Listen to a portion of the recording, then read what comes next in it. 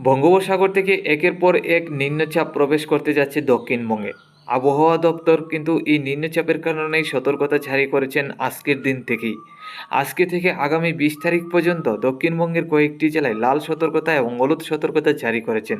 এছাড়া আগামী 26 তারিখ থেকে আবারও বঙ্গোপসাগরে একটা নিম্নচাপ তৈরি হবে। এই নিম্নচাপের কারণে দক্ষিণবঙ্গে ভারী থেকে অতি ভারী বৃষ্টির সম্ভাবনা আছে আবারও।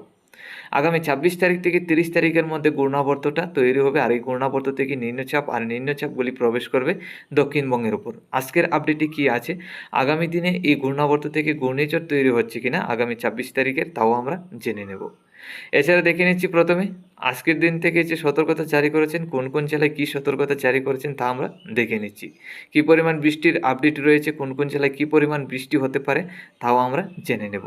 আজ 16ই মে শুক্রবার 2025। দেখুন আজকে সকাল থেকে যেটা দেখতে পাচ্ছি, বাংলাদেশের উত্তরে রংপুর, সিলেট, ময়মনসিংহ, এছাড়া উত্তরবঙ্গে শিলিগুড়ি, আলিপুরদুয়ার, গুয়াহাটির দিকে নিম্নচাপ আছে, আর ওইসব জেলার মধ্যে বৃষ্টিও রয়েছে আজকে সকাল থেকে। বাংলাদেশের দক্ষিণের জেলা আমাদের ত্রিপুরা রাজ্যের দিকে মেঘলাভাব থাকলেও তেমন বৃষ্টির কোনো সম্ভাবনা দেখতে পাচ্ছি না। আজকে দুপুরের মধ্যে গেলে এই নিম্নচাপটা চলে আসবে বাংলাদেশের দক্ষিণের জেলা হয়ে আমাদের ত্রিপুরা সহ। তাতে যেটা দেখতে পাচ্ছি, রাজশাহী, ঢাকা, কুমিল্লা, খুলনা, বরিশাল, চট্টগ্রাম, আমাদের ত্রিপুরা, বাংলাদেশের সিলেট, এইসব জেলাগুলির মধ্যে বৃষ্টি হবে, আসামের শিলচর সহ। এর মধ্যে হালকা থেকে মাঝারি ধরনের বৃষ্টি হবে, হালকা পাতলা বজ্রপাতও থাকতে পারে। এর মধ্যে দক্ষিণের দমকা ঝোড়ো হাওয়াও বইবে। আজকে বিকালের মধ্যে গেলে, সন্ধ্যা থেকে বিকালের মধ্যে নিম্নচাপটা চলে যাবে বাংলাদেশের আরও দক্ষিণে। তাতে যেটা দেখতে পাচ্ছি, খুলনা, বরিশাল, চট্টগ্রাম, রাজশাহী, এইসব জেলাগুলির মধ্যে নিম্নচাপ থাকবে, যার কারণে এইসব জেলাগুলির মধ্যে বিকালের মধ্যে বৃষ্টি হবে। আমাদের ত্রিপুরা দক্ষিণে সাপরুম, বেলোনিয়ার সাইড নিয়েও নিম্নচাপ থাকবে এবং বৃষ্টি হবে। মধ্যরাত্রির মধ্যে গেলে আমরা দেখতে পাচ্ছি ভারী থেকে অতি ভারী বর্ষণ হবে, বজ্রবিদ্যুৎ সহ দমকা ঝোড়ো হওয়ার সাথে। এরই মধ্যে লাল সতর্কতা জারি রয়েছে রংপুর, এছাড়া উত্তরবঙ্গে শিলিগুড়ি, আলিপুরদুয়ার, গুয়াহাটির দিকে। হালকা পাতলা মাঝারি ধরনের বৃষ্টি হবে সিলেট, আমাদের ত্রিপুরা, উত্তর ধর্মনগর, কুমারঘাট, বাংলাদেশের সিলেট, এছাড়া আসামের শিলচরের সাইড নিয়ে। তো এইসব জেলায় ছিটাফোটা বৃষ্টি হবে। এইসবের জেলাগুলির মধ্যে তেমন সতর্কতা জারি করা থাকছে না। আজকে রাত্রির মধ্যে লাল সতর্কতা জারি থাকবে রংপুর, এছাড়া উত্তরবঙ্গে শিলিগুড়ি, আলিপুরদুয়ার, গুয়াহাটির দিকে। এছাড়া আগামীকাল সকালের মধ্যে গেলে আমরা যেটা দেখতে পাচ্ছি, হলুদ সতর্কতা জারি থাকবে বাংলাদেশের উত্তরে রংপুর, সিলেট, ময়মনসিংহ, এছাড়া উত্তরবঙ্গে শিলিগুড়ি, আলিপুরদুয়ার, গুয়াহাটির দিকে। আমাদের ত্রিপুরা সহ দক্ষিণের জেলাগুলির দিকে মেঘলাভাব। আগামীকাল দুপুরের মধ্যে গেলে এই নিম্নচাপটা চলে আসবে বাংলাদেশের রাজশাহী, ঢাকা, কুমিল্লা, উত্তরে সিলেট, ময়মনসিংহ, আমাদের ত্রিপুরা, আসামের শিলচরে। এরই মধ্যে হলুদ সতর্কতা থাকবে, ভারী থেকে অতি ভারী বর্ষণ হবে আগামীকাল দুপুরে।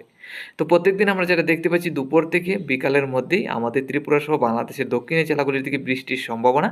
এছাড়া প্রত্যেকদিন রাত্রি থেকে সকালের মধ্যে বাংলাদেশের রংপুর, সিলেট, এছাড়া উত্তরবঙ্গে শিলিগুড়ি, আলিপুরদুয়ার, গুয়াহাটির দিকে লাল সতর্কতা জারি থাকবে। এই সতর্কতাটা জারি থাকার সম্ভাবনা আছে আগামী 20 তারিখ পর্যন্ত। দেখুন আগামী 20 তারিখ পর্যন্ত একটানা ভারী থেকে অতি ভারী বর্ষণ হবে উত্তরবঙ্গের জেলাগুলির দিকে। প্রত্যেক দিন রাত্রি থেকে মধ্যরাত্রি থেকে সকাল পর্যন্ত, দুপুর থেকে সন্ধ্যা পর্যন্ত বাংলাদেশের দক্ষিণের জেলা এবং আমাদের ত্রিপুরা রাজ্যে হলুদ সতর্কতা জারি থাকবে। আগামী 20 তারিখ পর্যন্ত এই ভারী থেকে অতি ভারী বর্ষণটা হবে। তারপর হয়তো মাঝে মধ্যে 20 তারিখের পর থেকে বৃষ্টি হবে, বৃষ্টির পরিমাণ অনেকটাই কমবে। তারপর 26 তারিখ থেকে আবারও একটা ঘূর্ণাবর্ত তৈরি হবে বঙ্গোপসাগরে। আর 26 তারিখ থেকে 27 তারিখের মধ্যে নিম্নচাপে পরিণত হবে। 28 তারিখের মধ্যে গেলে এই নিম্নচাপ মায়ানমারের উপকূলের দিকে চলে আসবে। বিশেষ করে মায়ানমারের মধ্যে 28 তারিখের মধ্যে চলে আসবে নিম্নচাপ। আর 28 তারিখ রাত্রি থেকে 29 তারিখ সকালের মধ্যে এই নিম্নচাপগুলি বাংলাদেশ এবং আমাদের ত্রিপুরা রাজ্যের দিকে প্রবেশ করার সম্ভাবনা। যার দিকে আগামী দিনে ঘূর্ণাবর্ত তৈরি হলেও ঘূর্ণিঝড় তৈরি হচ্ছে না, নিম্নচাপে পরিণত হবে। এই নিম্নচাপ এবং ঘূর্ণাবর্তটা আমরা যেটা দেখতে পাচ্ছি, আমাদের ভারতের দক্ষিণে তামিলনাড়ুর সাইড নিয়ে বঙ্গোপসাগরে প্রবেশ করবে, আরব সাগর থেকে তামিলনাড়ুর মধ্যে চলে আসবে, আর তামিলনাড়ু থেকে এই বঙ্গোপসাগরে আসবে, আর বঙ্গোপসাগর থেকে মায়ানমার থেকে আমাদের ত্রিপুরা এবং বাংলাদেশের দিকে প্রবেশ করার সম্ভাবনাটা থাকবে।